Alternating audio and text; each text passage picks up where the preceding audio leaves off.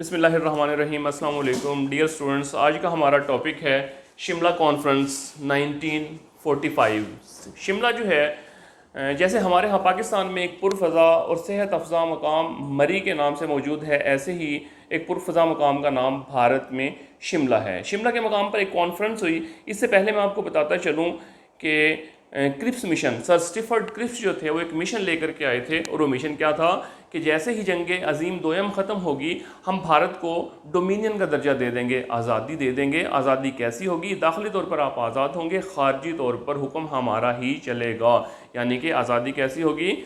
मुख्तसर अल्फाज में ताज बरतानिया के तहत आपको आज़ादी दे दी जाएगी, और जो मोस्ट इंपॉर्टेंट डिपार्टमेंट्स होते हैं हुकूमत को चलाने के लिए वो आपके हवाले कर दिए जाएंगे, जैसे कि वजारत दाखिला, खारजा, मवासला, दिफा वगैरह के महकमे आपको दे दिए जाएंगे। अक़लियतों का हम तहफ़्फ़ुज़ करेंगे। मरकज़ी असम्बली बनाई जाएगी जिसका चुनाव सूबाई असम्बली के अरकान करेंगे, और आइन बनाएगी मरकज़ी असम्बली, कानून बनाएगी। आइन जो है वो मुल्क को चलाने के लिए और आम लोगों के लिए कवानीन बनाए जाएंगे, और फिर उसको सूबों के पास तौसीक़ के लिए भेजा जाएगा, और अगर कोई सूबा उसको नहीं तस्लीम करता तो उसको अपनी अलग हैसियत बरकरार रखने की भी इजाज़त होगी। लेकिन बुरी तरह से ये फेल हो गया था। सर स्टीफर्ड क्रिप्स ने ख़ुद ज़िम्मेदारी इसकी नाकामी की कबूल कर ली थी। अब उन्होंने एक और नया जाल बिछाया, और वो जाल जो था वो 1945 के अंदर शिमला के मकाम पर पेश किया गया, और उसमें कुछ मज़ीद रिलैक्सेशन दे दी गई। वो रिलैक्सेशन क्या थी वो हम बाद में डिस्कस करेंगे, लेकिन अंग्रेज़ों के लिए एक महाज भारत के अंदर खुल चुका था। क्विट इंडिया की तहरीक शुरू हो चुकी थी कि भारत छोड़ दो, यहाँ से निकल जाओ। सिविल नाफरमानी की तहरीक शुरू हो चुकी थी। सिविल नाफरमानी क्या होती है कि अवाम का हुकूमत के ख़िलाफ़ उठ खड़े होना, हुक्म अदूली करना, बात मानने से इनकार करना। अदालतों का बाइकाट कर दिया गया था, और एनार्की की कैफियत जो थी वो मुल्क के अंदर पाई जाती थी। इस सारी सूरत हाल के अंदर उन्होंने एक नया जाल बिछाया और लोगों को ठंडा करने की कोशिश की। उसको शिमला कॉन्फ्रेंस के नाम से याद किया जाता है। वेवल जो था, जो हाकिम वक्त था, उसने कुछ तजावीज़ पेश की, वो हम डिस्कस करते हैं कि आइंदा दस्तूर बर सगीर की सियासी जमातों की मर्ज़ी से बनाया जाएगा। ऑलरेडी आपको मैं बारहा मरतबा ये बता चुका हूँ कि यहाँ पर कोई दस्तूर, कोई कॉन्स्टिट्यूशन, कोई आइन, कोई ज़ाब्ता, कोई रूल्स एंड रेगुलेशंस वाली को प्रॉपर रिटन फॉर्म में जो है वो मौजूद नहीं थी, क्योंकि राजे महाराजे यहाँ पर हुकूमत किया करते थे। तो आइंदा जो दस्तूर जो भी बनेगा वो हम आपकी काउंसलिंग से बनाएंगे, कानून आपके लिए होगा, तो आप ही की मर्ज़ी से बनाया जाएगा। और उसमें कौन लोग शामिल होंगे? आप ही की सियासी जमातें शामिल होंगी, बड़ी सियासी जमातें शामिल होंगी और नुमाइंदगी करेंगी। आपकी मर्ज़ी से ही हम आपका दस्तूर जो है वो बना देंगे। गवर्नर जनरल का जो डिपार्टमेंट अपना इंतज़ामी कौंसल होगी, उसके अरकान भी हिंदू और मुसलमान होंगे। उनकी तादाद में मुकर्रर कर दी कि 6 हिंदू होंगे और 5 मुसलमान होंगे, आप ही लोगों में से होंगे। और तमाम कमांडर इन चीफ और अरकान का ताल्लुक बर सगीर से होगा। एक मरकज़ी इंतज़ामी कौंसल बनाई जाएगी, और उसके बाद सूबों की इंतज़ामी कौंसल बनाई जाएगी, यानी कि बड़े लेवल से छोटे लेवल की तरफ आया जाएगा।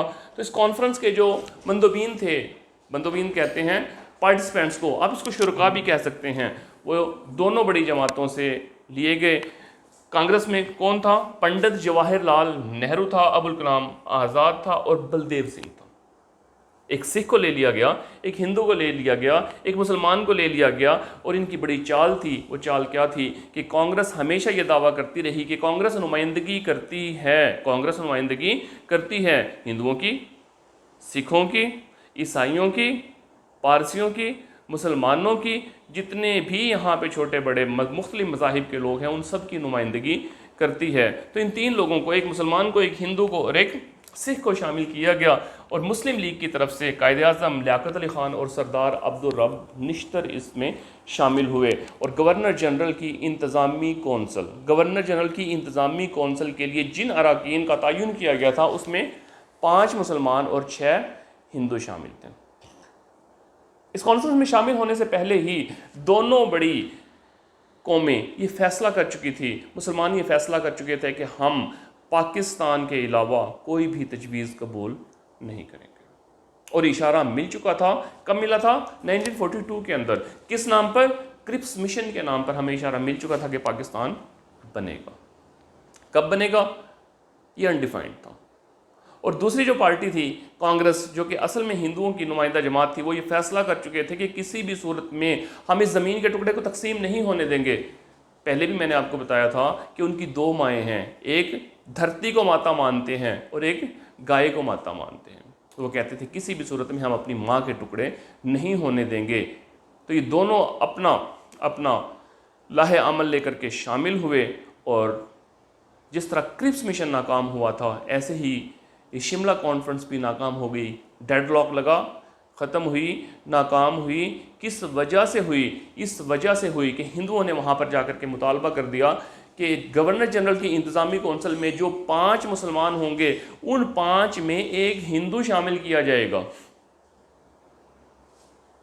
मुसलमानों ने, स्पेशली कायदे आज़म ने इनकार कर दिया, क्योंकि कायदे आज़म का ये कहना था, उनका ख्याल था, उनका मौक़िफ़ था कि मुसलमानों की नुमाइंदगी करने वाली मुस्लिम लीग में किसी दूसरी जमात का, किसी दूसरे मज़हब का कोई शख्स शामिल नहीं हो सकता।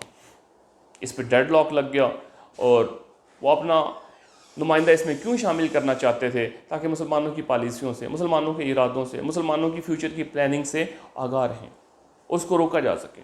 तो कायदे आज़म ने इनकार कर दिया और लॉर्ड वेवल ने यह कहा कि कायदे आज़म का रवैया इंतहाई सख्त है, कायदे आज़म एक गैर लचकदार शख्स हैं।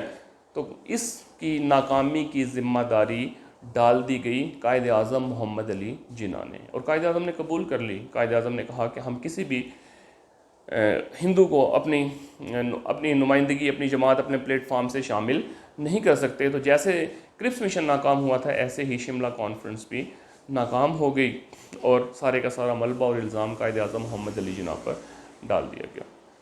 आज के लिए बेटा इतना ही काफ़ी। नेक्स्ट लेक्चर में इंशाल्लाह नेक्स्ट टॉपिक हम डिस्कस करेंगे। अल्लाह हाफिज़।